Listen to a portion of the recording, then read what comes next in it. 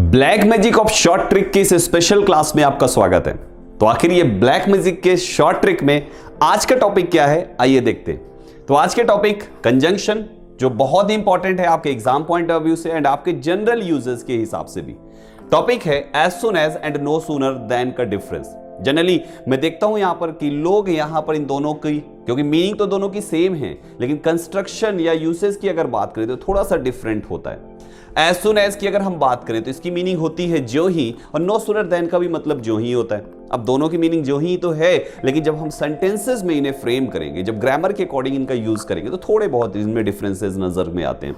अब आइए सबसे पहले समझते हैं कि आखिर डिफरेंस क्या है। सबसे पहला डिफरेंस, जब कभी भी आप सेंटेंस की शुरुआत एज सुन एज से करेंगे, पॉइंट नंबर फर्स्ट समझते चलिएगा, जब भी एज सुन एज से आप सेंटेंस की स्टार्टिंग करेंगे, आपको इसके बाद हमेशा सब्जेक्ट लगाना है और उसके बाद आपको वर्ब यूज करनी है। Point first, as soon as से शुरू किया तो सब्जेक्ट प्लस वर्ब, और अगर आपने नो सूनर से शुरू किया तो वर्ब प्लस सब्जेक्ट आपका सेंटेंस का कंस्ट्रक्शन होगा। यानी आपको यहां पे कंस्ट्रक्शन पर पहले फोकस करना है। तो क्या मैंने बताया कि एज सुन एज से शुरू हुआ तो सब्जेक्ट प्लस वर्ब, और नो सूनर से शुरू हुआ तो वर्ब प्लस सब्जेक्ट, यही आपस में टर्न हो जाते हैं। ये पहला पॉइंट है दोनों के बीच के डिफरेंस का। दूसरा स्पेशल पॉइंट है कि जब एज सुन एज से सेंटेंस की शुरुआत करेंगे और सब्जेक्ट वर्ब लगा के आप अपनी क्लॉज कंप्लीट करेंगे, तो सेकेंड क्लॉज की स्टार्ट होने पर आपको कोई कंजंक्शन नहीं लगाना, आपको केवल आगे चलकर केवल एक सिंपल सा कॉमा लगाना है।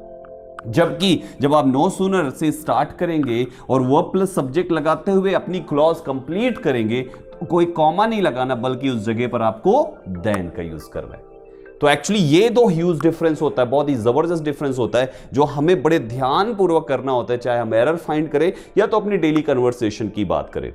एग्जाम्पल से समझते हैं। हमने यहां पर देखा I saw the lion comma I climbed up the tree.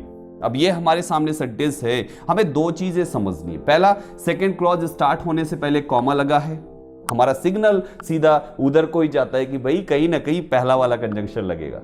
और दूसरा, हमने देखा सब्जेक्ट प्लस वर्ब भी लगा हुआ है। सब्जेक्ट प्लस वर्ब लगा है और यहां पे कॉमा, सब्जेक्ट प्लस वर्ब और यहां पे कॉमा, तो इधर को आएगा एज सुन एज, यानी हम यहां पे लिखेंगे एज सुन एज। और दूसरे सेंटेंस की बात करें, हमने यहां पे देखा डिड द टीचर, डिड है आपकी वर्ब एंड टीचर है आपका सब्जेक्ट, वर्ब प्लस सब्जेक्ट और आगे चल के देन, पूरा का पूरा माइंडसेट हो गया वर्ब सब्जेक्ट एंड देन है, तो इस जगह पर आएगा नो सूनर। तो हमने यहां पर नो सूनर नोट कर लिया। तो आई होप आपको ये डिफरेंस समझ में आ गया होगा कि आखिर नो सूनर देन का यूज कब करना है एंड एज सुन एज का यूज कब करना है। बहुत ही सिंपल से कॉन्सेप्ट से इन दो पॉइंट्स पर फोकस करिए। जब एज सुन एज लगा है तो समझ लीजिएगा सब्जेक्ट प्लस वर्ब और आगे चल के कॉमा, और नो सूनर लगा हुआ है तो वर्ब प्लस सब्जेक्ट, ठीक उसी का उल्टा और आगे चल के कंजंक्शन देन। बस इतना लगाइए, आपका डिफरेंस, आपके ये यूजेस और आपकी ये प्रॉब्लम, कभी भी आपको प्रॉब्लम नहीं होगी। इस वीडियो में इतना ही। अगर पसंद आया हो आपको ये ट्रिक तो जरूर लाइक बटन पर क्लिक करके इस वीडियो को शेयर कीजिए, क्योंकि ये कंफ्यूजन केवल आपकी नहीं, बहुत सारे लोगों की थी, जो दूर होगी इस वीडियो के माध्यम से। इस वीडियो में इतना ही। Thank you so much.